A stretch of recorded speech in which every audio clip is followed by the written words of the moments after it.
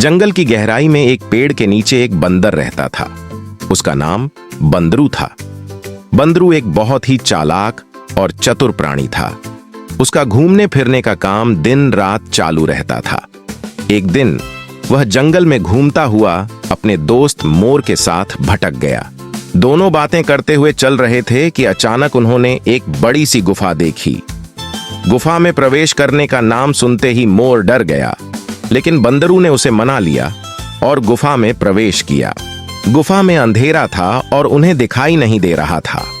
वे आगे बढ़ते गए और अचानक एक चमकता हुआ राजमहल दिखाई दिया। बंदरू और मोर दोनों हैरान रह गए। राजमहल में दरिया का पानी था, जिसमें अनेक प्रकार के जड़ी बूटियां और महान संग्रहालय था। बंदरू और मोर बहुत अचंभित हुए और संग्रहालय में घूमने लगे।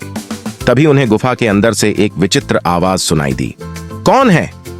बंदरू को धक्का लगा और वह बाहर देखने के लिए तत्पर हो गया। फिर अचानक संग्रहालय की एक मूर्ति ने बोला, मैं हूं, मेरा नाम चंचल मूर्ति है। तुम कौन हो? बंदरू और मोर दोनों हैरानी से अपने आप को समझ नहीं पा रहे थे।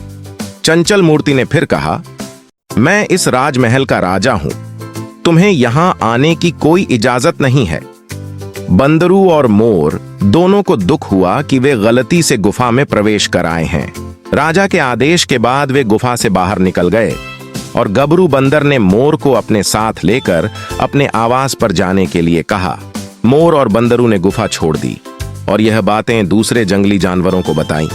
उन्होंने सोचा कि अगली बार से सावधानी रखेंगे। इस कहानी से हमें यह सीखने को मिलता है कि आपको हमेशा सावधान रहना चाहिए, क्योंकि कभी कभी किसी जगह ऐसी चीजें होती हैं जिनकी हम सोच तक नहीं पाते।